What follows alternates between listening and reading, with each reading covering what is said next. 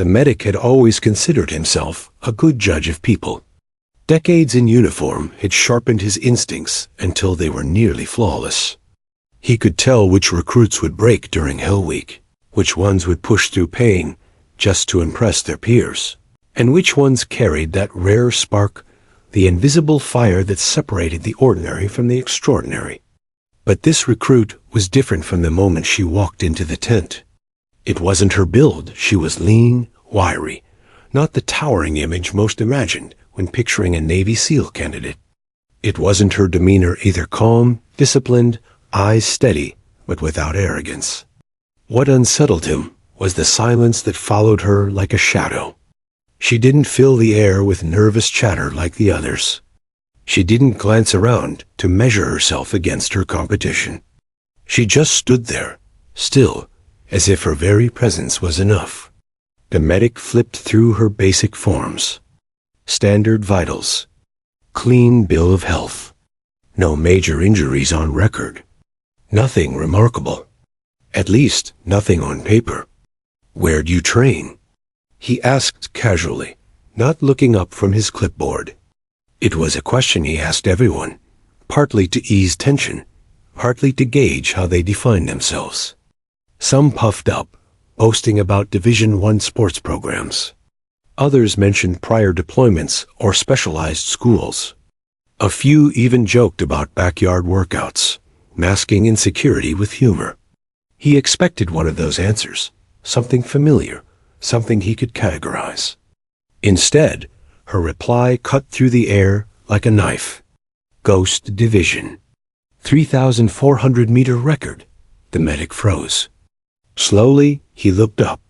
The tent had been buzzing with the usual background noise, boots shuffling, gear clinking, muffled chatter, but after her words, the space seemed to fall unnaturally quiet. Even those waiting nearby sensed something had shifted. Ghost Division. It was a name whispered like folklore among veterans, a phantom in the margins of military legend. Officially, it didn't exist. Ask a Pentagon official, and they'd deny it outright. Look for it in records, and you'd find nothing. But those who had been around long enough, who had bled enough, had heard the whispers. Ghost Division wasn't training. It was survival distilled into its cruelest form. The medic felt a chill crawl up his spine. He had never met anyone who claimed to have been through it. Never. Not once in 20 years. And now, standing in front of him, was this quiet recruit, speaking as if she were describing the weather. "What did you say?" he asked, his voice softer now, careful. Her eyes didn't waver. "Ghost Division," she repeated. Then, as if adding a simple footnote, she said, 3,400-meter record. The medic's throat felt dry. That number 3,400 meters was a ghost story within the ghost story. The division was rumored to put recruits through an underwater endurance trial that bordered on lunacy. Fully geared, no oxygen tanks, they would swim distances that seemed designed not for training, but for execution. The legend was that one candidate had once swum over 3 kilometers before resurfacing.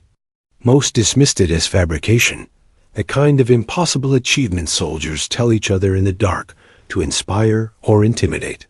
But if she was telling the truth, then the myth was standing right here, flesh and blood. Around them, the other recruits had grown restless, whispering to one another. Some looked skeptical, smirking as if she'd told a joke. Others, the ones who had seen combat, who had buried brothers, weren't smiling at all. They recognized the weight in her voice. The medic leaned forward slightly, studying her face.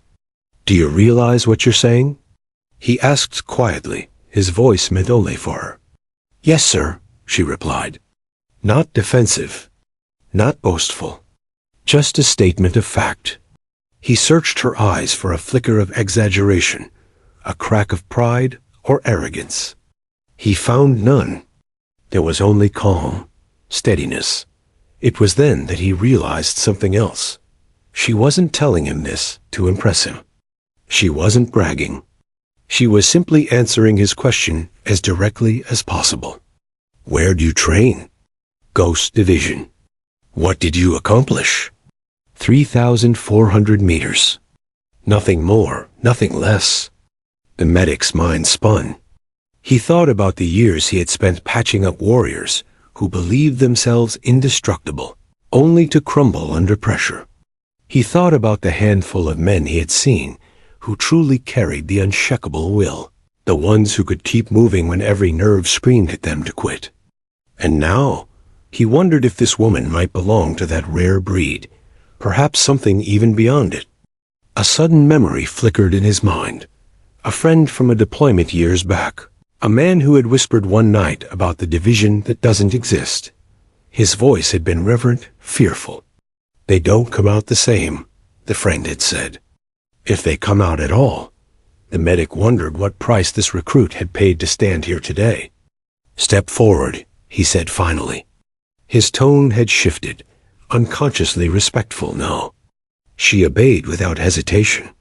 Her movements were controlled, efficient, no wasted energy, no uncertainty. He examined her more closely, searching for scars, for signs of damage left behind by whatever trials she had endured.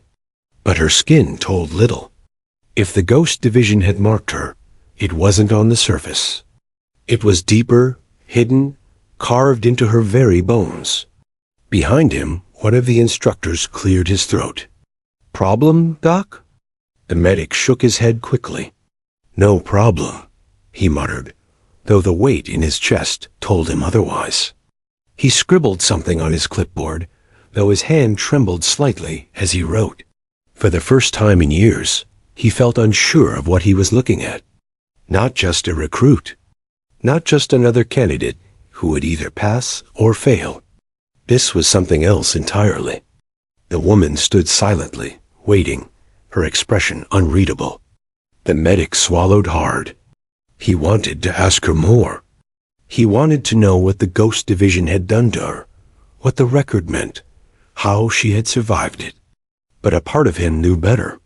If she had chosen to tell him, she would have. Her silence wasn't withholding. It was protection, both for herself and perhaps for him. Finally, he nodded. You're cleared, he said softly. She gave a short nod of acknowledgement and turned and walked out of the tent. The medic watched her go, the weight of her words still hanging in the air. Around him, the whispers started again, low and urgent. Some recruits laughed, dismissing her claim as impossible. Others exchanged glances, their unease plain. But none of them could erase the quiet authority in her voice. As the tent settled back into its routine, the medic found himself staring at the flap where she had disappeared. He had asked a simple question, expecting a simple answer. Instead, he had brushed against the edge of a legend. And legends, he knew, always came with a price. The medic tried to focus on the next recruit in line, but his mind kept circling back to her words. Ghost Division. 3,400-meter record. It wasn't just what she had said. It was how she had said it. No embellishment, no swagger. She had dropped those words like a stone into a still pond, and the ripples were still spreading. He knew better than most that soldiers lived on stories. Legends grew in barracks and trenches, whispered under starless skies when sleep wouldn't come. Some stories gave men courage. Others gave them nightmares. The Ghost Division was both. He remembered hearing the first rumor years ago, long before he ever thought it might brush against his reality. It came from a Marine sniper during a dusty deployment overseas. They were sitting by a burned-out vehicle, trading tailies to keep fatigue at bay.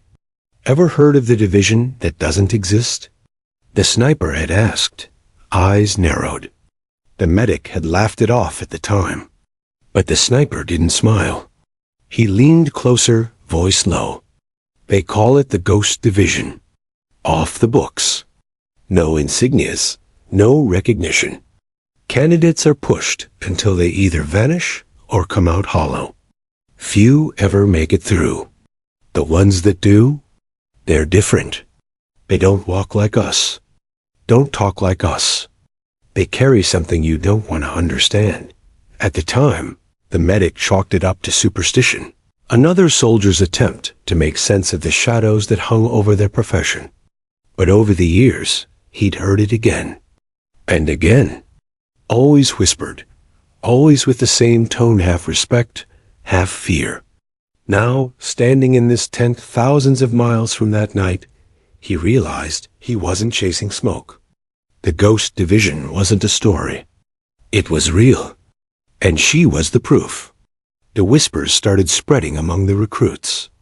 Ghost division? What's that? One of the younger men asked, his voice eager, almost mocking. Just a fairy tale. Another replied quickly, though his eyes darted toward the tent flap where the woman had exited. But some of the older ones, the men with lines already forming around their eyes, didn't laugh. One of them leaned forward, speaking just above a whisper. I heard about them once. A buddy of mine, Rangers, said they recruit from people who already shouldn't exist. Not regular soldiers. People who survive the impossible. People who won't quit even when quitting is the only sane choice. Another snorted. Yeah? And how come no one's ever seen him? How come there's no record? The older man shook his head slowly. That's the point. You don't see them. That's why they're ghosts. The tent fell into uneasy silence again. The medic found his hand tightening around the clipboard. His heart rate hadn't slowed since she'd spoken. He glanced back at the doorway, half expecting her to reappear, half wishing she wouldn't. The ghost division. He thought about what that meant. If she was telling the truth, and everything in her voice told him she was, then she had endured something no standard program could replicate. It wasn't just physical. It was psychological, maybe even spiritual. Training designed not to prepare, but to erase. To grind away fear, identity, doubt, until only something unrecognizable remained. And the 3,400-meter record? That number gnawed at him. He'd heard of the underwater endurance trials, whispered in special operations circles.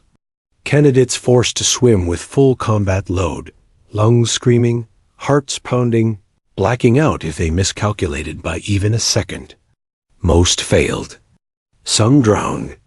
But 3,400 meters? That was beyond human.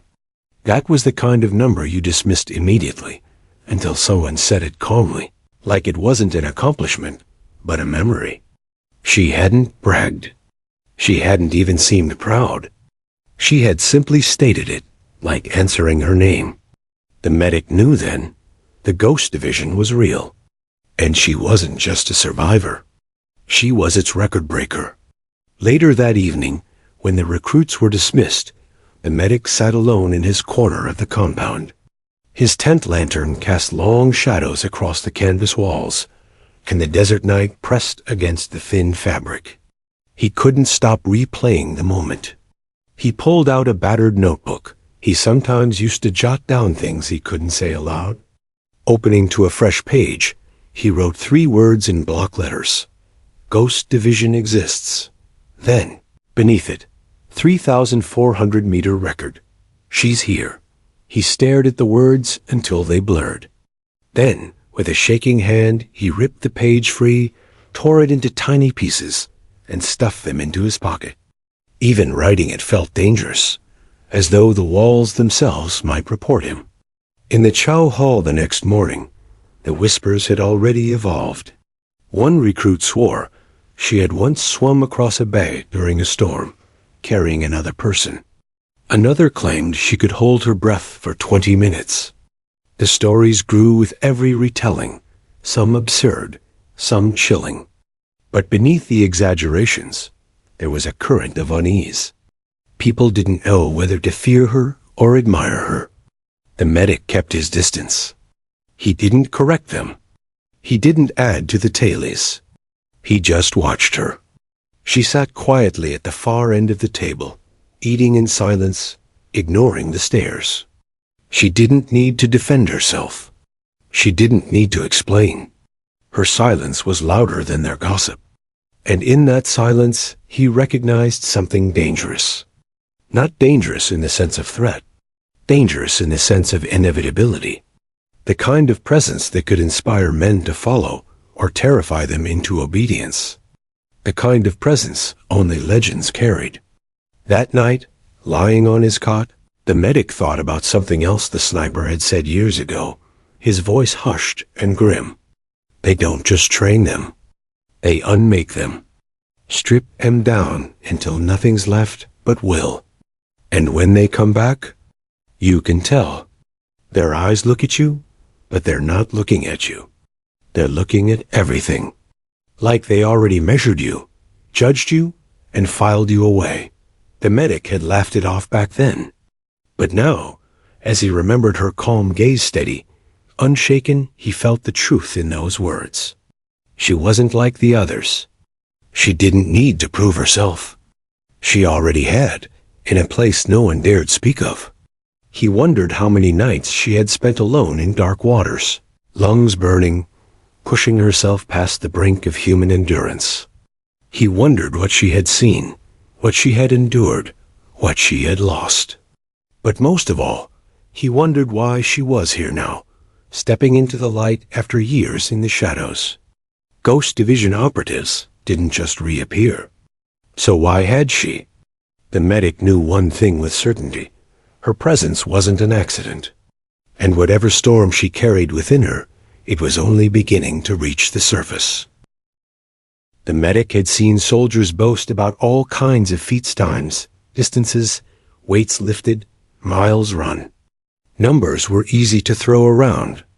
They gave the illusion of greatness, even if the truth behind them was less than impressive. But this number 3,400 meters was different. It wasn't just a measurement. It was an impossibility. He sat at his desk late into the evening, turning the figure over in his mind like a puzzle piece that refused to fit. He knew what it meant. Everyone who had brushed the edges of special operations had heard of the underwater endurance test. The trial was infamous. Candidates stripped of oxygen tanks, forced to dive and swim with a full combat load. Boots, weapons, gear, all of it, dragging them down, pressing against their lungs like a vice. The water grew darker, heavier with every stroke. It wasn't just a swim. It was a suffocation test. Most couldn't finish. Some blacked out and had to be dragged out of the water by instructors. Others panicked halfway through and quit, coughing up salt water with eyes wide in terror. A few completed the minimum distance, barely clinging to consciousness. But 3,400 meters? That wasn't endurance. That was defiance of nature itself. The medic closed his eyes, trying to imagine it. The crushing pressure in the chest, the body screaming for oxygen, the primal urge to breathe clawing at the brain. He thought of the water flooding around her, the silence beneath the surface, the ticking of time stretching endlessly. He thought of her pushing forward stroke after stroke, not because her body allowed it, but because her will demanded it. He shivered. This wasn't the kind of record that made headlines. It wasn't written in neat rows of data on a clipboard. It was carved into flesh, bone, and memory. It meant she had looked death in the eye and refused to bow. The next morning, word had spread further. She said 3,400 meters. One recruit muttered as they formed up for drills. That's what, over 2 miles? Closer to 2.1, another corrected, his face pale. In combat gear, underwater, that's bullshit. Maybe, but what if it's not?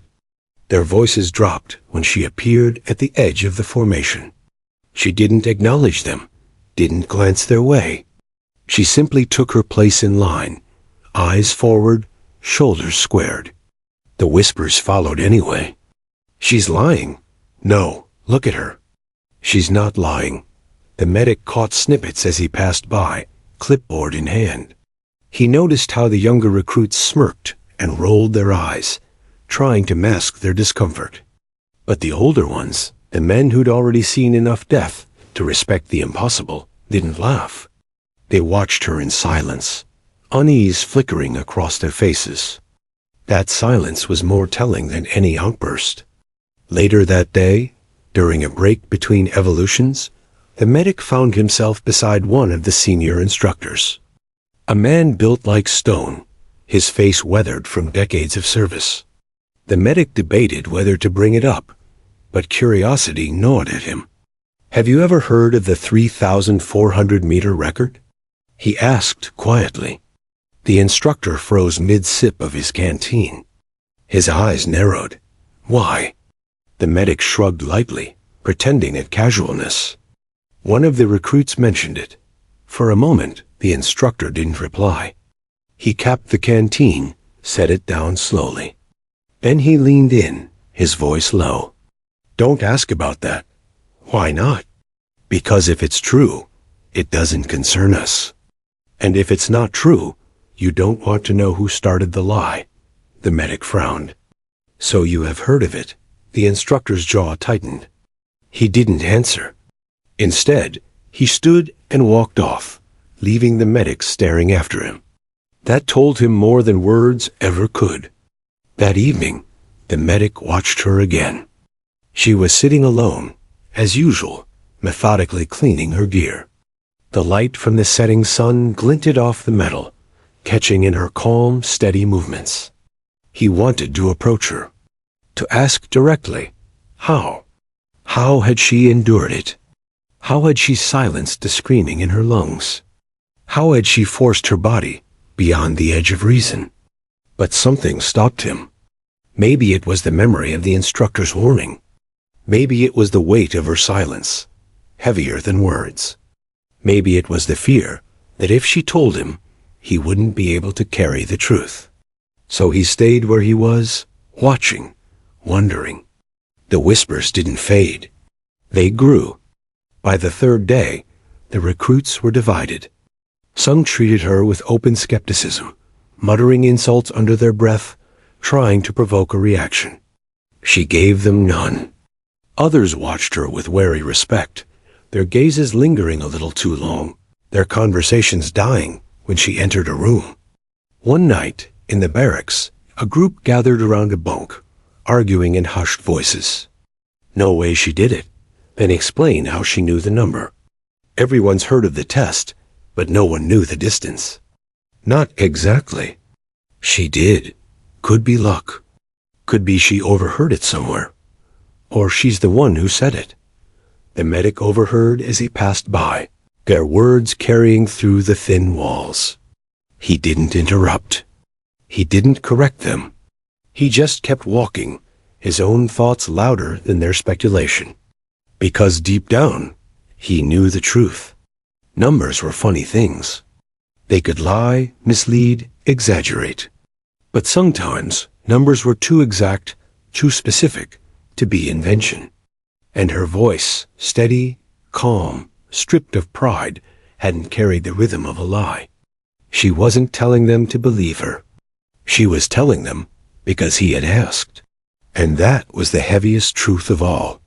The medic sat awake long after lights out, staring at the ceiling of his tent.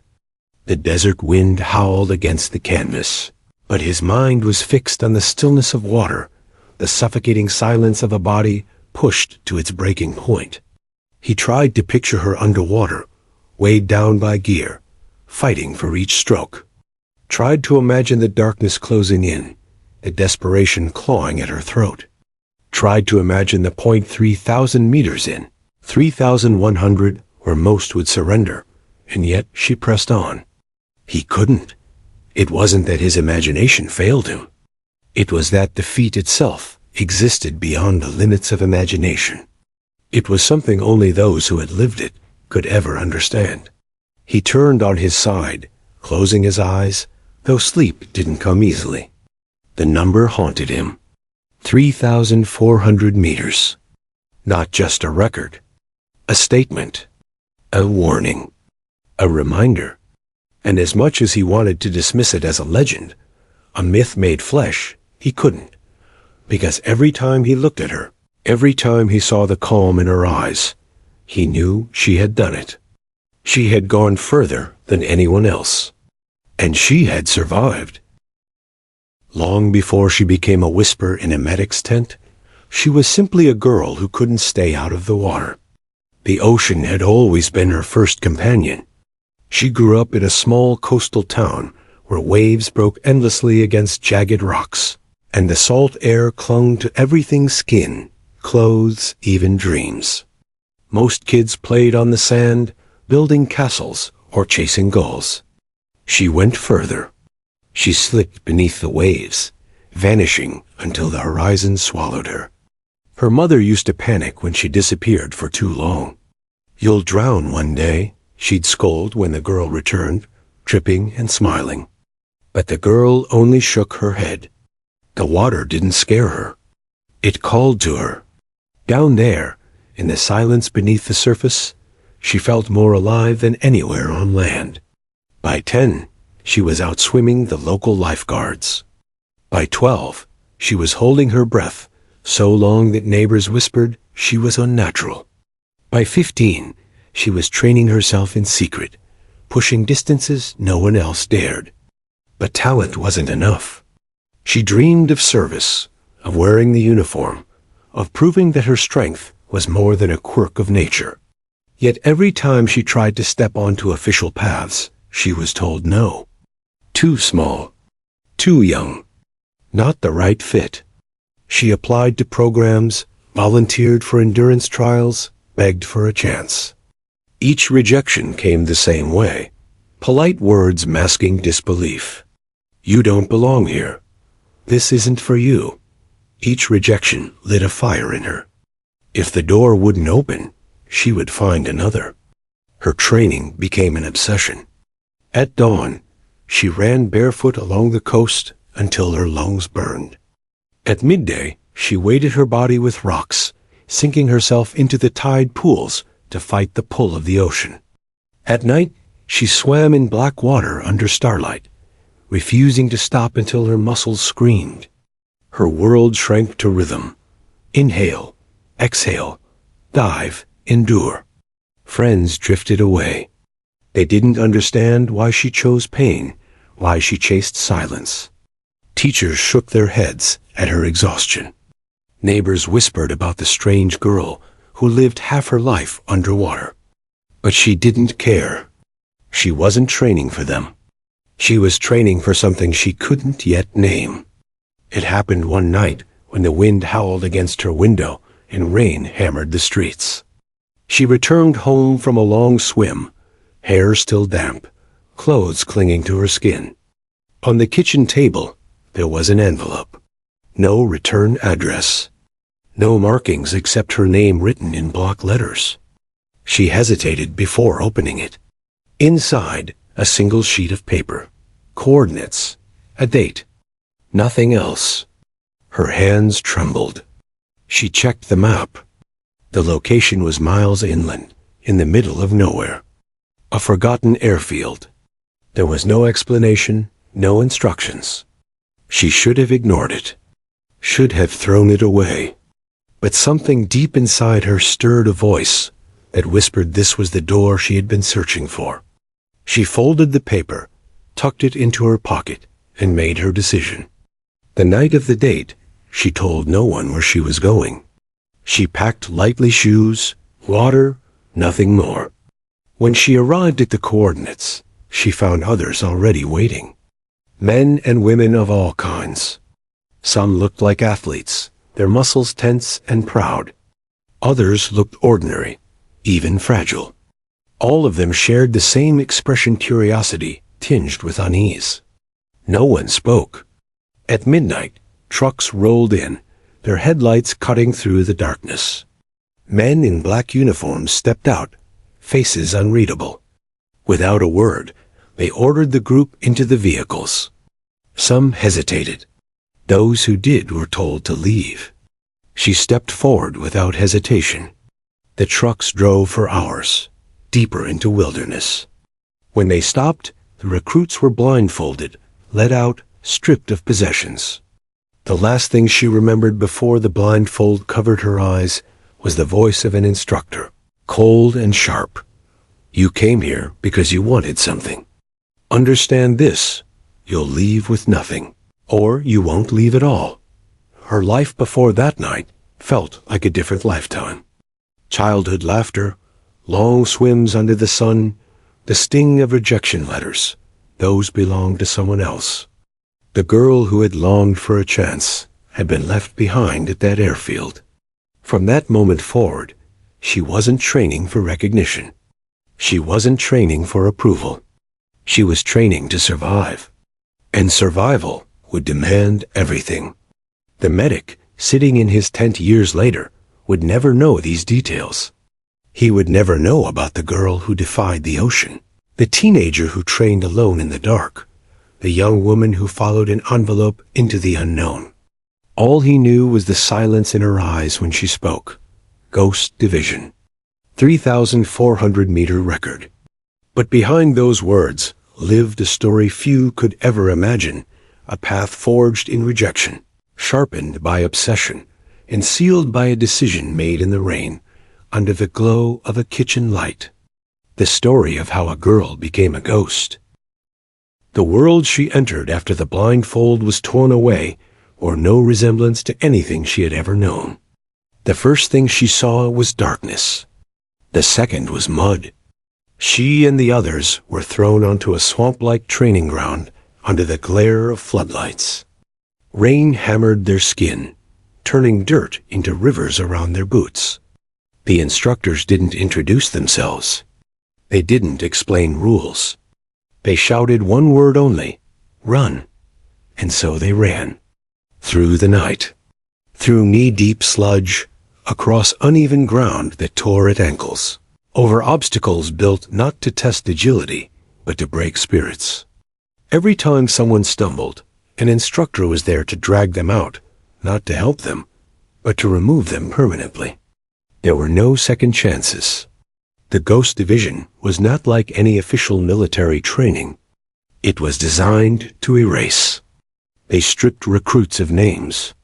Instead, they were given numbers stitched crudely onto their uniforms. She became number 32. The name she had carried all her life vanished in an instant. The rules were simple. No questions. No rest unless ordered. No failure tolerated. Failure was not punished. It was erased. The days bled into each other, defined only by pain. Sleep deprivation was constant. They were woken by blasts of ice water, forced to march blindfolded, then shoved into exercises that defied reason, hauling logs up mountains, holding breath underwater while bound, digging trenches only to fill them again. The instructors had perfected the art of psychological disintegration. They whispered lies, planted paranoia. They convinced some recruits that others were spies sent to sabotage them. Trust was systematically dismantled. At meals, if they could be called meals, the recruits were given scraps barely fit for animals. Hunger gnawed constantly, weakening muscles already pushed past endurance. One night, they were left in a freezing chamber for hours, dressed in soaked clothes. The screams of recruits filled the air as body temperatures plummeted. 2 didn't make it. Their bodies were carried away silently, as though they had never existed. And yet, in the middle of this carefully constructed nightmare, she endured. What separated her was not strength. Many were stronger. Not speed. Many were faster. It was silence. Where others shouted, cursed, begged, she said nothing. She absorbed every ounce of suffering with the same calm she had learned in the ocean's depths. Pain was just another wave to dive beneath. Hunger was just another tide to outlast. Her silence unsettled instructors. They tried to provoke her insults, humiliation, even isolation. Still, she never broke. Among the recruits, some began to notice. They whispered about number 32, the quiet one who endured everything without flinching. In a world built to strip humanity, she became a symbol of defiance, not through rebellion, but through unshakable stillness. Then came the 3,400-meter trial. The test was simple in description, impossible in execution. A candidate was weighted with gear, shackled lightly at the wrists, and dropped into an underground reservoir. The task: swim the length of the reservoir and back 3,400 meters without surfacing once. Most never attempted. Of those who did, nearly all blacked out. When her turn came, the instructors watched closely. She entered the water as if returning home. The cold embraced her, familiar and cruel. She steadied her breathing, slowed her heartbeat, and slipped under. The world above disappeared. Meter after meter, she glided, conserving energy with practiced efficiency. Her mind emptied. The pain in her lungs, the weight dragging at her chest, these were nothing compared to years of self-imposed trials in tide pools and midnight oceans. Halfway through, panic clawed at her. Darkness pressed in. The temptation to rise, to gasp, to live, it was overwhelming. But she thought of the rejections, of the envelope, of the vow she made the night she left home. Not one more step back. She pushed on. When she finally resurfaced, her body collapsed at the water's edge. The world spun, her lungs convulsed, but she had made it. The instructors exchanged glances. For the first time, she saw something flicker across their hardened faces: respect. The record was hers. That moment changed everything. She was no longer just number 32. She was proof that the impossible could be done. The others looked at her with awe, sometimes fear. The instructors never spoke of the record, but their treatment shifted, more brutal, more targeted, as if testing whether the record was a fluke or a sign of unbreakable will. But she held. She carried logs until her shoulders bled raw. She crawled through tunnels filled with freezing water until her skin turned blue. She endured endless interrogations where lies and truths blurred until nothing seemed real. Each trial carved away pieces of her, but beneath the erosion, something harder remained. She was becoming what they wanted: a ghost. Graduation, if it could be called that, wasn't marked with ceremony. There were no parades, no uniforms polished for inspection. One morning, after months of torment, she and a handful of others were led into a hangar. They stood at attention, their bodies scarred, their faces hollow. An officer none of them had seen before walked in. His voice was quiet, almost gentle, but carried the weight of command. You are no longer who you were. You belong to no nation, no flag, no record. You are shadows. You are silence. You are Ghost Division. That was it. No applause. No medals. Just a new existence. She glanced at the others beside her. Many looked broken, empty shells of who they had been. But she felt something different, a strange clarity. For years, she had searched for a door. Now she had walked through one. The cost was her name, her past, her place in the world. But in exchange, she had gained what she had always sought: purpose. Years later, when she sat across from the medic, the words Ghost Division, 3,400-meter record were all she gave him.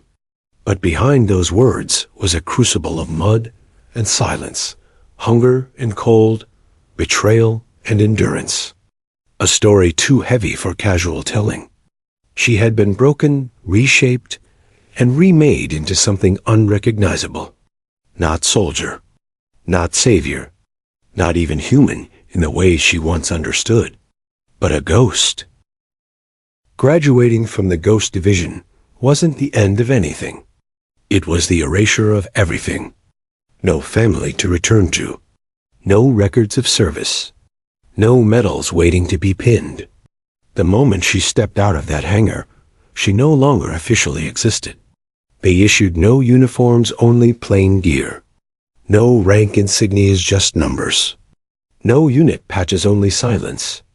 And then the missions began. Her first deployment dropped her into a country whose name was never spoken aloud in the briefings. She was flown in on an unmarked aircraft with 6 others, then escorted through night terrain under the cover of blacked-out maps. The objective: extract a hostage that, officially, didn't exist. There were no support units waiting to provide cover. No rescue helicopters circling above. Just them, their gear, and the knowledge that if failed, no one would ever admit they had been there in the first place. Failure meant erasure. Success meant silence. They moved like shadows, never speaking, only hand signals and the rhythm of practiced trust.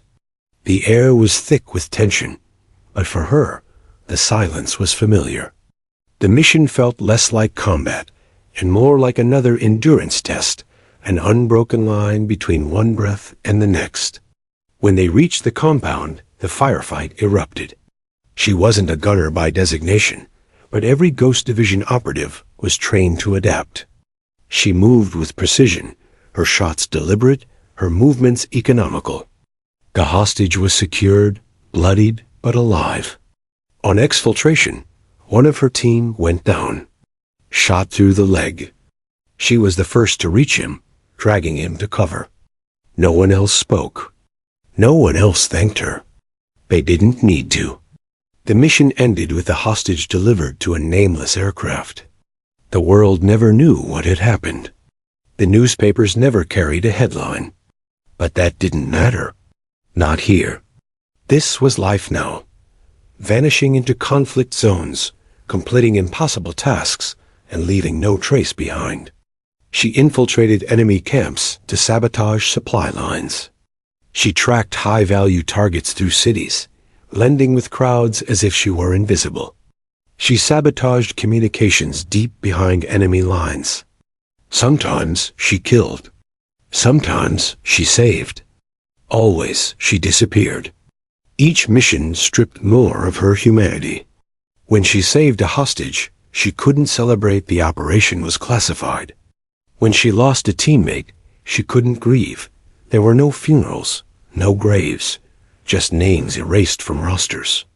She lived in a world where victories vanished like smoke and losses were swallowed by silence. The hardest part wasn't the danger. She had long ago made peace with dying. The hardest part was returning from missions and walking past ordinary people who would never know. On rare occasions, she was allowed to blend back into civilian areas while awaiting reassignment. She would sit in cafes, sipping bitter coffee, watching families laugh or couples argue. No one looked at her twice. No one knew the places she had been, the weight she carried. She was both part of the world, and apart from it, present but unseen, alive but untethered. One mission, deep in desert terrain, nearly broke her. Her team was tasked with disabling a weapons cache. What should have been a swift in and out became a disaster when an ambush caught them in open ground. Bullets shredded the sand. Explosions cracked the air. For 48 hours, they fought without sleep, rationing water until lips split from thirst. When it ended, only 4 of them remained standing. The others? Gone. No names, no markers. They buried their teammates under the desert moonlight, piling sand with their bare hands because shovels made too much noise. No prayers. No words. Just silence. And in the morning, they marched away, leaving nothing behind but the shifting wind. That night haunted her more than any other, because in silence, grief grew heavier. But missions continued. They always did. The Ghost Division didn't stop for broken hearts. It didn't pause for mourning. It didn't care about the invisible scars each operator carried. It only demanded. And she gave. Over the years, her body accumulated wounds, some stitched in the field, others hidden beneath layers of discipline.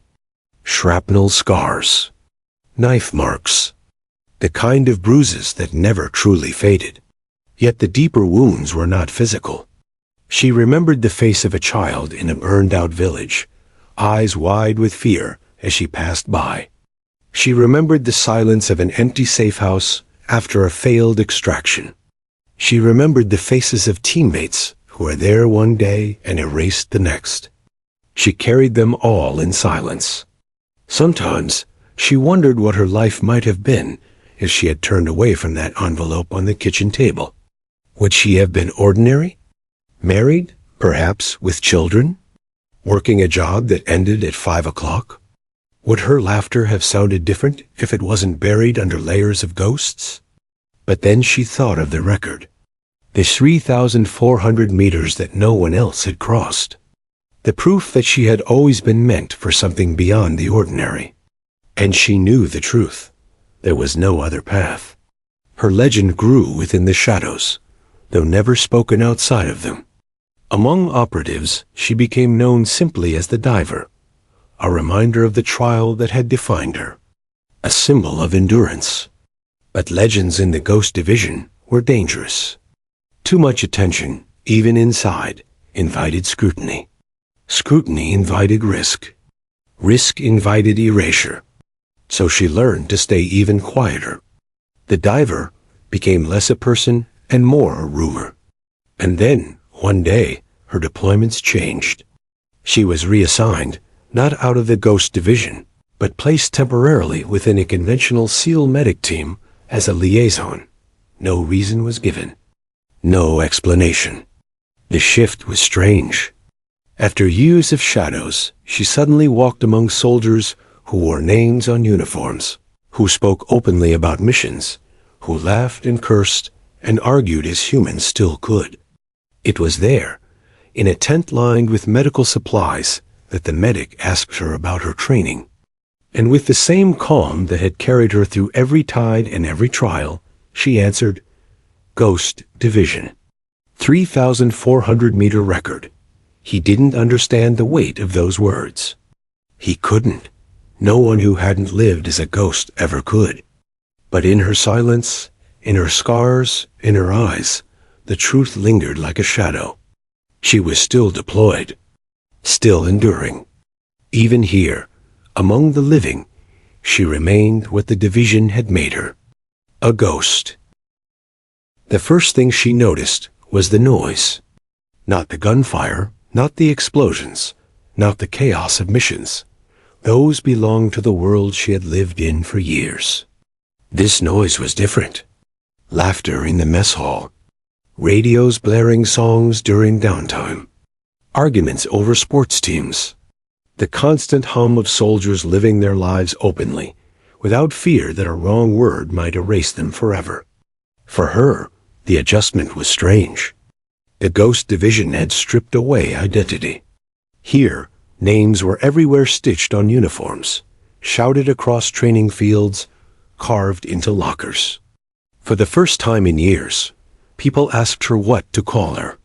She hesitated every time, as though a name was something borrowed, not owned.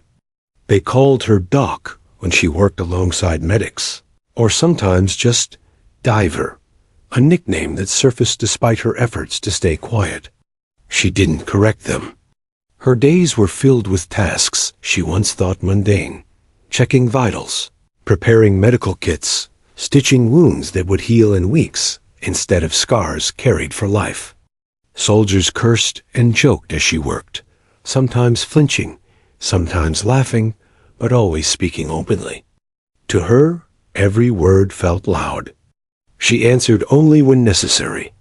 Her tone was calm, precise, her voice almost a whisper. But silence was its own kind of language, and gradually the others understood. She wasn't unfriendly, just different. A medic who had first asked about her training tried, in his own way, to pull her into conversation. He asked about hometowns, about favorite meals, about anything that might spark connection. She deflected with half smiles or vague replies.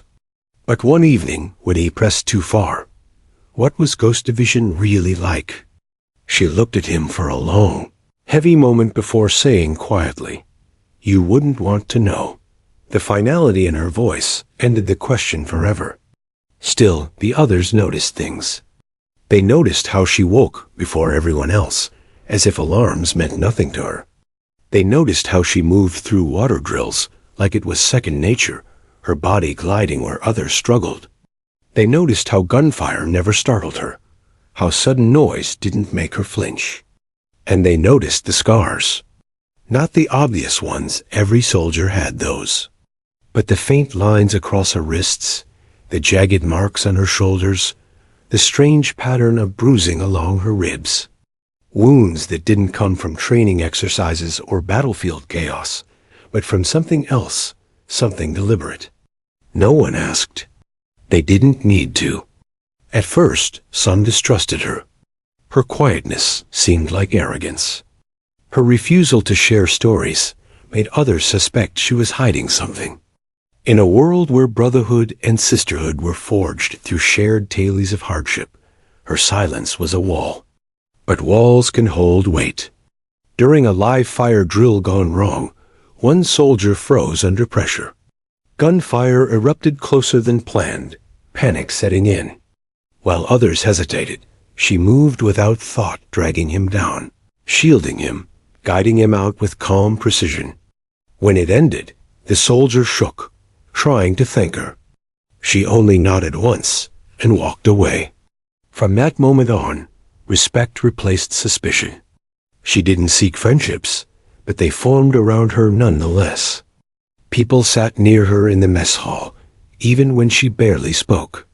Soldiers asked her advice, not expecting long answers, but trusting the few words she gave. And slowly, they began to understand. Silence wasn't emptiness. Silence was survival.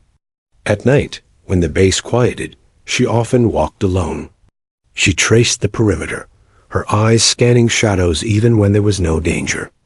Old habits clung to her, counting exits, memorizing routes, calculating responses to threats that didn't exist here. Sometimes she stood by the water tanks, staring at her reflection. The woman who looked back at her seemed like a stranger, part soldier, part ghost, caught between two worlds.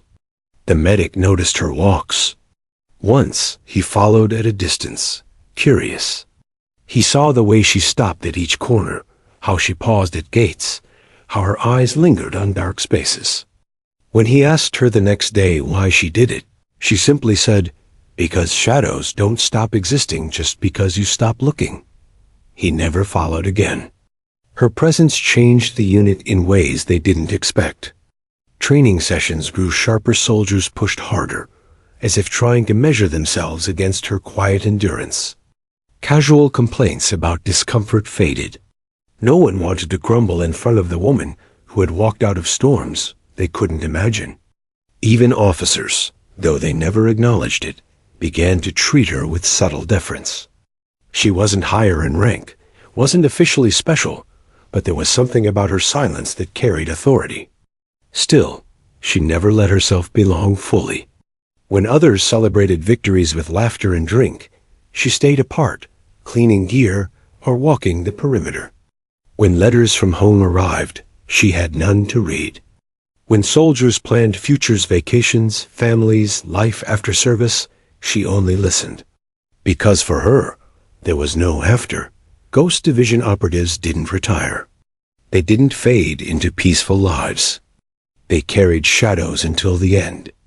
And though she now walked among soldiers with names and lives, she knew the truth. She was still one of the ghosts. The medic, in time, stopped asking about her past. But he never stopped watching. He saw how she stitched wounds with hands that had done far darker work.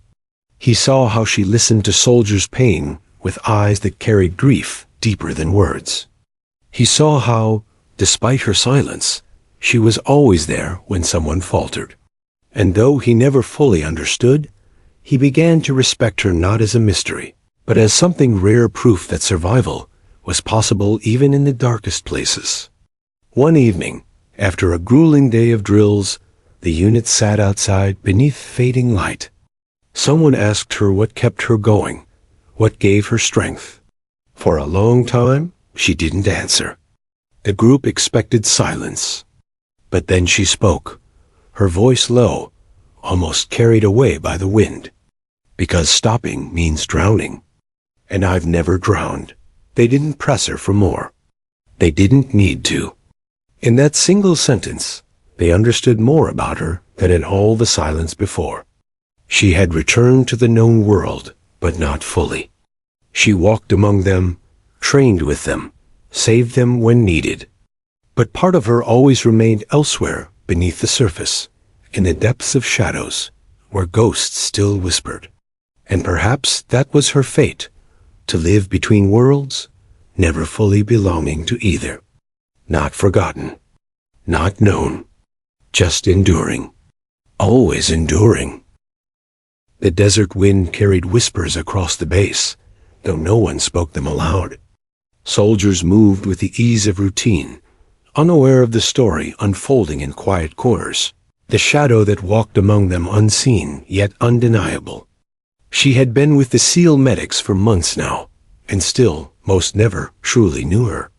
She didn't need to be known. She didn't need accolades or recognition. The Ghost Division had stripped those desires from her years ago. What remained was purpose, the unspoken duty to endure, to act, to protect, and to vanish without a trace. There were moments when she wondered if she had changed at all. Her reflection in water tanks was a stranger's face. Calm, steady, but hollow in ways only she could understand.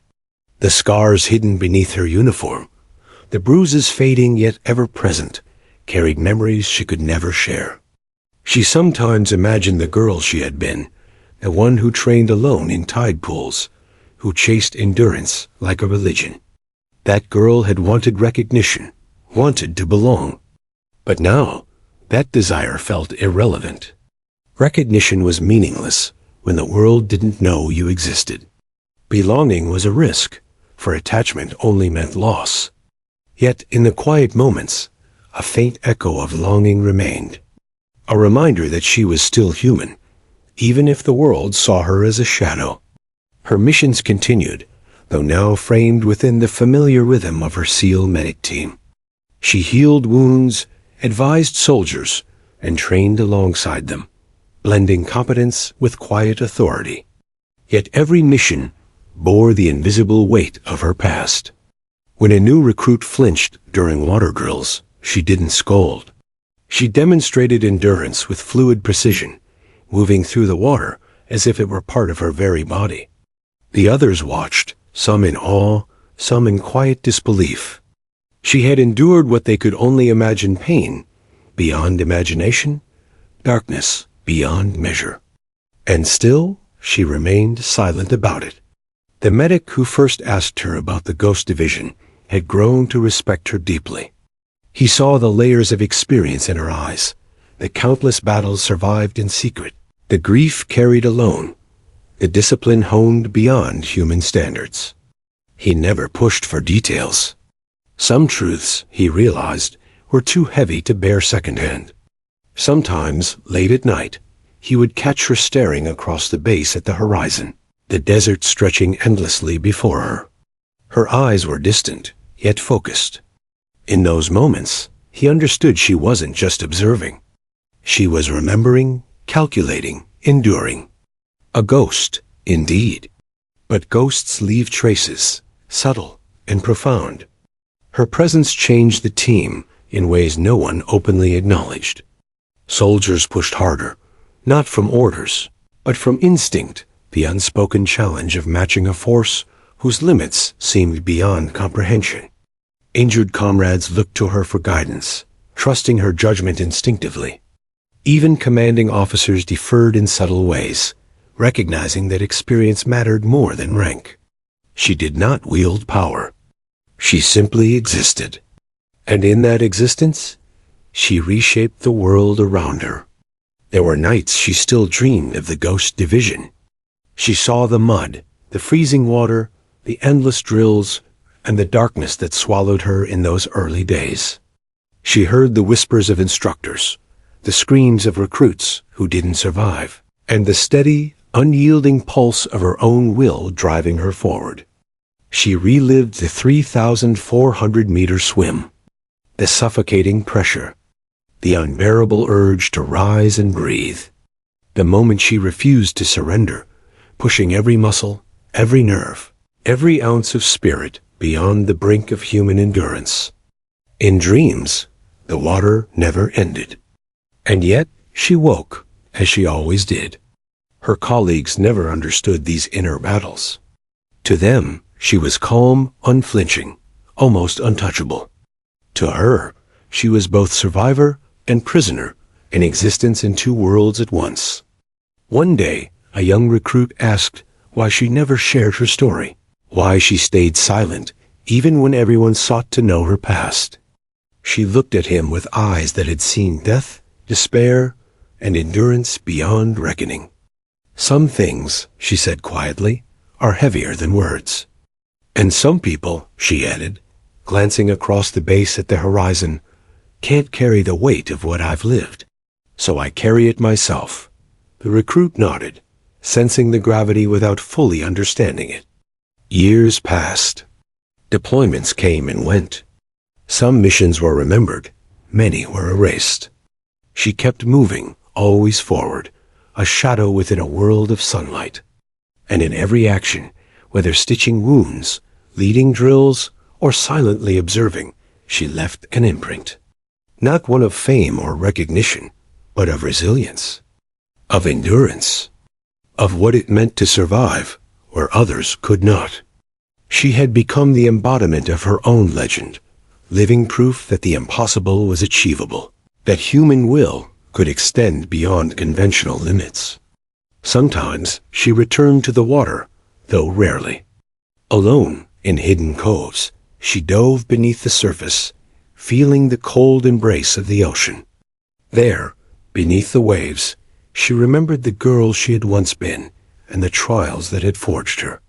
She felt her lungs burn, her body strain, yet she never surfaced too early. She swam her distance, each stroke a meditation, a tribute to survival, a ritual she could never abandon. The water reminded her that she still existed, not just as a shadow or a ghost, but as something stronger, honed by fire, silence, and endurance. And though she walked among the living, though she trained alongside those who laughed and cried and lived openly, part of her always remained elsewhere. A ghost among the living, a survivor beyond measure. And in the quiet moments, when no one was watching, she allowed herself a small acknowledgement of the truth. She was not just enduring for herself. She was enduring for the invisible ones, the lost, the erased, the forgotten, who had never survived, whose names would never be spoken. She carried them all silently, and she always would. The medic never fully understood her, yet he respected her as few could be respected. In her silence, he saw history. In her gaze, he saw endurance. And in her quiet presence, he felt the unshakable truth. Some stories are too powerful to be told. Some ghosts walk among us, shaping the world in ways unseen. She was one of them, and the ghost division had made her eternal.